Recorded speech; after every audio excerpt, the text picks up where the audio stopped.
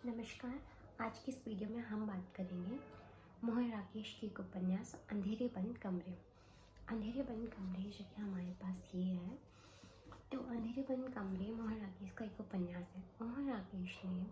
आप देखिए तो अधिकतर उन्होंने नाटक ही लिखे हैं, जैसे आषाढ़ का एक दिन, आधे अधूरे, और उनकी उपन्यास या फिर नाटक है वो अधिकतर जो दाम्पत्य जीवन की कठिनाई होती है, जो जटिलताएं उसके अंदर होती है, उसी के ऊपर आधारित है। मोहन राकेश एक बहुत प्रतिभाशाली लेखक है और उनकी हम विशेषता देखें तो जो उनकी जो सबसे बड़ी विशेषता है वह अपने पाठक को जो रिश्तों की जटिलता होती है उसको बहुत एक ही आसान तरीके से समझाने में सक्षम हो पाते हैं। जो मोहन राकेश है उनकी जो रचनाएं पढ़ेंगे हम, तो शुरुआत में हमें लगेगा कि हम भावना या विचारों की उतनी गहराई में नहीं है, बट जैसे ही हम रचना के अंत में पहुंचते हैं तो हमें एहसास हो जाता है कि हम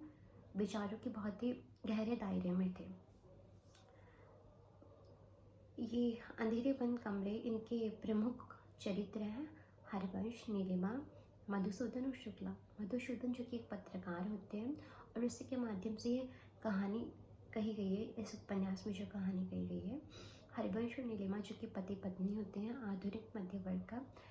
आधुनिक जोड़ा होता है, और शुक्ला जो कि नीलिमा की बहन होती है। अपनी पहचान के लिए पहचाने होते जा रहे भारतीय अभिजात्य वर्ग की बौद्धिक, भौतिक और सांस्कृतिक महत्वाकांक्षाओं के अंधेरे बंद कमरों को खोलने वाला यह उपन्यास भारत साहित्य की, हिंदी साहित्य की कुछ गिनी चुनी कृतियों में से एक है। तो यहाँ पे जो अंधेरे बंद कमरे जो प्रतीक है कि भारतीय अभिजात्य वर्ग के भौतिक, सांस्कृतिक और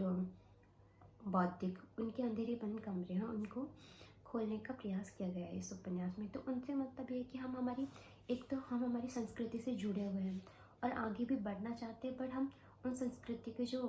संस्कार है उनको पकड़े रह के आगे बढ़ना चाहते हैं। तो उस बीच में जो अंतर्द्वंद होता है उसका इस पुस्तक में बहुत ही सूक्ष्म तरीके से और बहुत ही अच्छा वर्णन किया है मोहन राकेश ने। और इस पुस्तक को हम कहें कि ये किसके बारे में, एक कथा किसको दर्शाती है, तो इस बारे में लेखक खुद भी असमंजस में थे, और इसी कारण उन्होंने पुस्तक की भूमिका में लिखा है कि भूमिका में क्या होना चाहिए। उपन्यास का परिचय, अपने दृष्टिकोण का उल्लेख। मगर दृष्टिकोण का उल्लेख भूमिका में होता तो उपन्यास लिखने की क्या जरूरत थी। और जहाँ तक परिचय का सवाल है तो मैं सोच कर भी तय नहीं कर पा रहा कि क्या कहूँ, इस पुस्तक को क्या कहूँ। आज की दिल्ली का रेखा चित्र, मधुसूदन की आत्मकथा, या हरिवंश और नीलिमा के रिश्तों के अंतर्द्वंद की कथा। तो इसको लेकर लेखक खुद भी असमंजस में थे, और हम जैसे इस पुस्तक को पढ़ेंगे तो हमें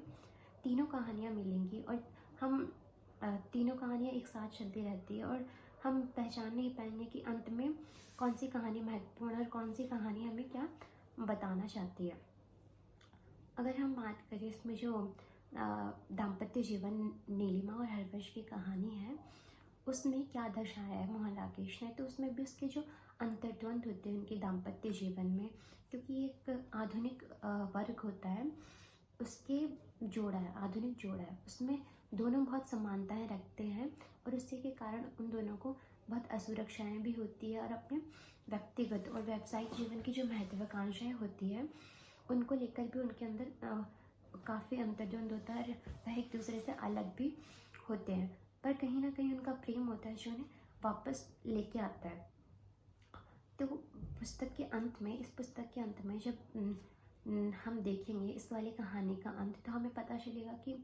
हमारी व्यावसायिक इच्छाएं, व्यक्तिगत महत्वाकांक्षाएं कितनी हो, पर व्यक्ति खुद को पूरा तब तक नहीं समझ पाता जब तक उसके जीवन में प्रेम की कमी है, उसके जीवन में प्रेम नहीं है, तो वह इंसान खुद को पूरा नहीं समझ पाता। तो अगर आपको रिश्तों की जटिलताओं को और बेहतर तरीके से समझना है तो यह आप ये पुस्तक पढ़ें, आपको अच्छी लगेगी। और जो आजकल हमारा मतलब आधुनिक जीवन है उसमें हमारी संस्कृति भी हमारे साथ है और उनके संस्कार भी हमारे साथ है, और कैसे आजकल के जो मध्य वर्ग के लोग हैं उनमें ये अंतर्द्वंद चलता रहता है, वो आपको एक बहुत ही सूक्ष्म तरीके से यहाँ पे वर्णन मिलेगा।